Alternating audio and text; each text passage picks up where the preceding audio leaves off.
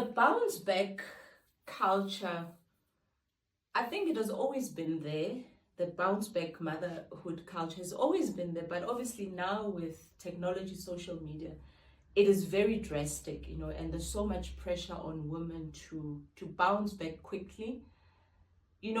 I believe being a mother and going into motherhood, it's a joyful time to be enjoyed, and it's a process you cannot predict because it's a God-given and God-driven process. You can find out that you are pregnant, you're excited, and then the pregnancy just throws you off guard, right? Then you start experiencing things you never thought of in your first trimester, second trimester, third trimester, and it's not you who is more critical and important at that time. It's the child, it's the baby. So you do whatever that you can so that the child can be born healthy. Because if the child is not born healthy, it's a big toll and post-traumatic even on the mother. So the bounce back culture now, I think it's too much pressure even on women, but also good even because sometimes it's easier for women to let ourselves go when we get pregnant. Then we use that as an excuse to say, I am the way I am because of pregnancy. And you start blaming the child until the child is like now 15. They're looking at you to say, really, mom? So it's a 50-50. It's a catch-22 situation. So in my time during being pregnant, it was still the same. You didn't want to feel as if now that you are pregnant, especially your first child, because everyone is looking, but older people, they will always tell you, enjoy your time. Breastfeeding is the best way to lose weight, in the first 3, 4, some, I've known friends of mine who've breastfed their children until they were 1, 2, even older. Nothing wrong with that. It might look,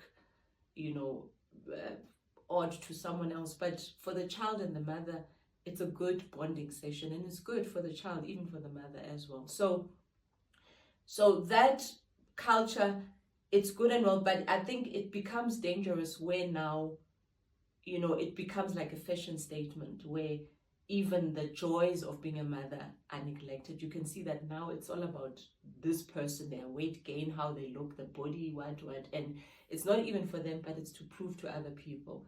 So I think what I would advise to any woman is, look, take your time. Your health, it's very important. Your body will change, and it's not just you, but it's the makeup of it, because carrying a whole human being for 9 months, that human being just stretching and stretching from being an embryo to a full baby, it's a lot on the body. And next thing, you also have to push. Sometimes you don't even have to push the baby. It's a C-section. It's all of these complicated things. Then it's even after, especially when you're a first-time mother, you don't know anything, depending also on the social support that you've got.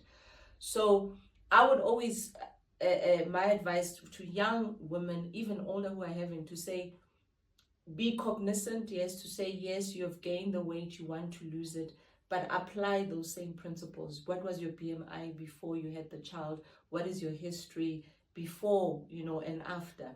And then once you know those matrix, then start working with it slowly but surely, and then have those set goals to say, okay, if I was this kgs before my pregnancy, maybe you were at 75 or so, now you are in your 80s, 90s, what is your desired goal to be?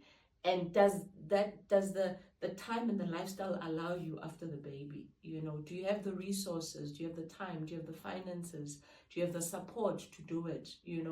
Are you in the right space mentally? And then if you check those boxes and they're good, then bounce back as much as you can. Go mad, crazy. You've got a babysitter at home that takes off the child. Then you can be at the gym an hour or 2, or if you are home, then you can work out. If you've got the finances, then get a chef or someone who will make you meals, bring them at home, or go shop for yourself. If the elements around you, they allow it, then go as crazy as you want. Then you can be back to your body pre the baby, and if it makes you happy, why not? It makes you happy. It's not for, and you've done it for yourself, not for others as a way of competing. But more than anything, I'll still emphasize, be kind to yourself, be compassionate, and love yourself to know that you still need to live even after the effects.